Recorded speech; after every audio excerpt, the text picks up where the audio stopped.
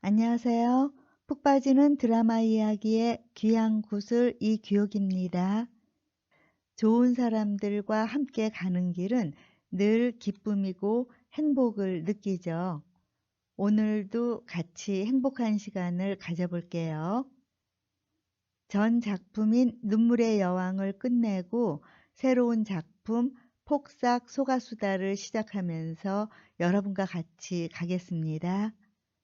폭삭 소가수다는 제주도 말로 매우 수고하셨습니다 란 뜻이래요. 제주도 본토박이인 애순이하고 관식이의 굴곡진 삶을 그려내는 드라마예요.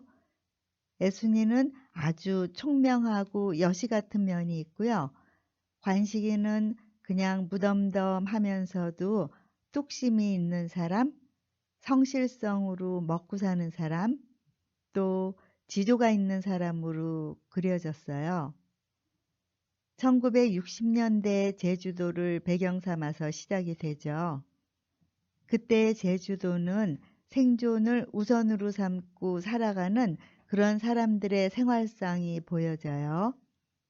이 드라마 내용은 인생살이하고 결부를 시켜서 봄, 여름, 가을, 겨울로 나눠서 진행을 해요. 그럼 봄인 폭삭 소가수다 1회로 들어가 볼까요? 아름다운 강 봄이야.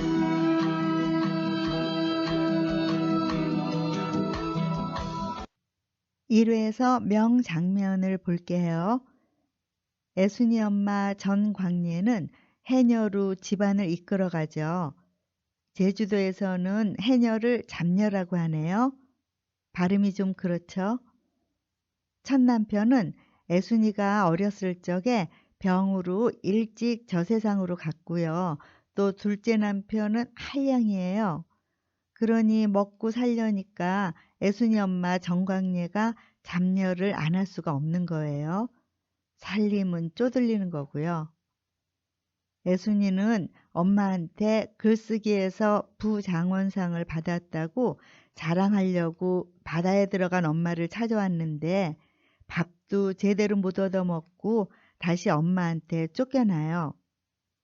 애순이 엄마는 시댁, 그러니까 작은아버지 집에 애순이를 놔두면 애순이 공부는 끝까지 시킬 수 있지 않을까 하는 그런 기대감이 있어서 애순이를 밀어놓은 거였어요. 작은아버지 집에 가서 밥 먹으라면서요. 그러면서도 애절한 눈빛으로 울고 가는 애순이 뒷모습을 보고 있죠. 전복 팔아 버는 백환. 내가 주고 엄망 하루를 사고 싶네. 허리 아픈 우러마. 콜록대는 우러마. 백환의 하루씩만 어망시게 하고 싶네. 엄마는 저녁 때 부장원에 붙은 애순이 시를 읽으면서 펑펑 울어요. 그러고는 애순이 엄마는 양손에 조구 두루미를 들고는 힘차게 애순이가 살고 있는 시댁으로 막 쳐들어가요. 제주도 말로 조기 두루미를 조구 두루미라고 해요. 쳐들어와서는 조구 두루미를 밥상에 패대기를 치면서 소리를 지르죠. 밥 먹을 때 애순이만 조구를 안 준다는 거를 낮에 애순이 얘기를 통해서 알게 되고는 쳐들어온 거예요. 애순이를 먹는 것부터 차별을 하는 시댁 식구들 앞에서 한바탕 소란을 피우고는 내 딸 내가 찾아가요 라면서 애순이 손을 잡고 데리고 가네요. 얘다! 조구 새끼! 아니 이거 봐! 정신 났어? 지금 여기가 어디라고? 조구에 끼요? 뭐? 조구에 끼 떼돈 버요? 언니, 오씨딸이요. 오씨딸! 오씨딸이 그 애비를 안 닮았겠어? 그러지 마소. 그러지 마.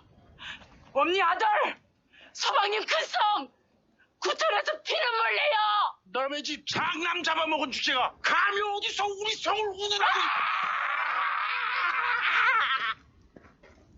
아니 이게 진짜 뭔 구식이 시원다. 네 성 명 짧은 게 내 탓이냐? 명도 짧은 애비 준 걸 애한테 미안해 나와서 내 딸 내가 찾아가요. 저는 이 난리를 치는 장면들을 명장면으로 뽑았어요. 그 장면을 보면서 속이 얼마나 후련하던지요. 애순이는 든든한 엄마를 보면서 여태껏 서러웠던 것들이 싹 다 씻겨졌을 것 같아요. 데리고 오는 길에도 애순이 길을 살려주는 말을 하죠. 눈깔이 삔 것들, 그걸 부장원을 주느냐고 장원을 줘야지. 그러면서요. 나 맨날 백한 줘. 나 물질 좀 안 나가게. 나도 쟁일 내 새끼만 쳐다보고 살아보기. 부장은 먹을만 하지? 눈까지 삔 것들. 별로야? 그걸 부장원을 줘? 장원을 줘야지. 아이들을 키우면서 쉽게 하는 말 한마디, 흘려버리는 말 한마디, 이런 한마디들이 크는 아이들한테는 평생을 좌지우지할 정도의 힘을 가진다고 하죠. 애순이가 이런 엄마 밑에서 커서 자존감이 아주 강하게 성장을 했나 봐요. 다음은 1회에서 명대사를 소개해 드릴게요. 애순이가 학급 투표로도 급장이 되는 거였어요. 그런데 선생님의 독단으로 부급장이 돼버렸네요. 물심양면을 하는 만기한테 밀린 거예요. 속사정을 알고는 애순이 엄마는 걷어붙이고 며칠간 밭을 갈죠. 그 대가로 진주 목걸이를 빌려요. 유일한 외출복 위에 진주 목걸이를 걸고는 담임 선생님을 찾아가요. 나일론 양말 박스 속에 돈 봉투까지 넣은 떡보자기를 들고요. 하지만 결과가 바뀌기엔 부족했죠. 애순이랑 집에 오는 길에 애순이가 그래요. 해보니까 급장보다는 부급장이 더 낫다고, 차렷 경례만 못하지 부급장이 더 낫다고 계속 엄마한테 강조해요. 그러니까 속 깊은 딸 마음을 알고는 엄마는 눈물이 어리죠. 그러면서 명대사를 말해요. 엄마가 가난하지 네가 가난한 거 아니라고, 쫄아붙지 말라고, 푸지게 살으라고요. 차력경례는 내가 못하지. 거의 하는 거나 마찬가지야. 이만기가 차력경례 했대. 나도 속으로 그냥 차력경례 해. 그냥 부급장이 더 나아. 애순아, 엄마가 가난하지 네가 가난한 거 아니야. 쫄아붙지 마. 너는 부지게 살아. 부모 때문에 기죽고 찌들리는 어린 시절이 있는 사람은 평생 가기가 쉽죠. 그 쪼들림이요. 하지만 애순이 엄마는 애순이 마음을 당당하게 만들어요. 애순이 또한 엄마에게 큰 희망을 주는 말로 효도를 하고요. 처음에는 애순이가 학급 투표에서 부급장이 된 게 억울하다고 집에 와서는 울고불고 난리였죠. 그래서 그 엄마가 없는 살림에 뇌물까지 챙겨서 담임선생님한테 간 거고요. 그런데 어린애 있기만 한 애순이는 또 아니네요. 이런 애순이를 보면서 엄마는 마음이 아프지만 기죽지 않는 말을 해주는 거죠. 1회에서 갈등 부분을 생각해 볼게요. 1회 부제목이 호로록 봄이잖아요. 인생에 가장 즐겁고 행복했던 엄마 곁에서 애순이 생활을 표현한 것 같아요. 호로록 가버리는 봄같이 짧은 시간들이요. 애순이 엄마는 억척스럽게 잡녀일을 하다가 결국은 순병에 걸려버리죠. 애순이는 낮에 바다에 나가서 용왕님을 원망하면서 울어요. 어망한테 진주 목걸이 해주려 한다고 비행기 한번 탈 수 있게 할 거라고. 그런데 왜 실컷 일만 시킨 죄 없는 내 어망을 잡아가느냐면서요. 용왕이 왜 그래요? 왜 지멋대로 제 없는 사람 다 잡아가? 평생 죽어라 애만 시켜놓고 비행기도 못 타봤는데 진짜 목걸이랑 비행기랑 내가 봐! 내가 다 해주려고 왜? 엄마가 없으면 나 어떻게 사느냐고 우는 게 아니라 엄마 하고 싶은 거 해주고 싶은데 엄마가 가버리면 어떡하느냐고 우는 거예요. 나를 위해서 엄마가 필요한 게 아니라 평생 고생하는 엄마를 위해 주려면 엄마가 있어야 한다는 거죠. 너무나 깊은 생각이에요. 어릴 적부터 고생하면서 크는 아이들이 애 어른이 된다고 하잖아요. 애 어른이 좋은 건 아니라고 그래요.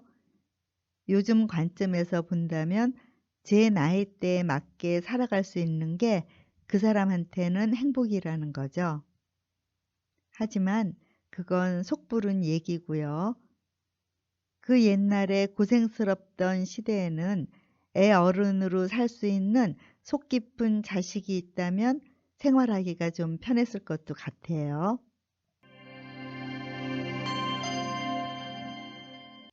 애순이 엄마 장례식장에서 엄마가 벌써 보고 싶은데 어떡하냐고 울던 어린 애순이였지만 새아빠 집에서 중학교, 고등학교 때까지 동생들을 봐주면서 살죠. 관식이랑 같이 놀고 있던 땅을 개간해서 양배추밭도 일구고 양배추를 팔기도 하면서요. 시장에서 파는 건 관식이가 도맡아서 하고 애순이는 문학 소녀 마냥 시집만 손에 들고 있죠. 그때가 1962년도 간소복 입기 운동할 때예요. 간소복 입기 운동이 뭐냐면요. 한복을 입고 일하기에는 너무 거추장스럽고 또 한복을 만들려면은 옷감값도 많이 들고 그러니까 경제적인 이유에서 정부가 간소복 입기를 펼치던 때예요. 어느새 둘 다 고등학생이 된 1967년도에도 관식이는 묵묵히 애순이를 데리고 시장에 다니면서 애순이 양배추도 팔아주고 있어요. 마지막 장면은 무당인 관식이 할머니가 시장에 나타나서 애순이를 혼내려고 쫓아가고 애순이는 도망가면서 양관식이 노 땡큐라고 소리 질러요. 하지만 나레이션은 노땡큐한 시절 노빠꾸에 그들이 있었다. 이러면서 끝을 내요. 양손을 잡고 힘껏 뛰는 두 사람을 보면서 이 두 사람들에게는 빠꾸가 없는 노빠꾸라는 그런 의미가 있는 것 같아요. 다음 편에서는 그 두 사람들의 얘기가 펼쳐져요. 여러분, 2회에서 다시 만나요. 1시간을 하루처럼 지금까지 이귀옥이었습니다.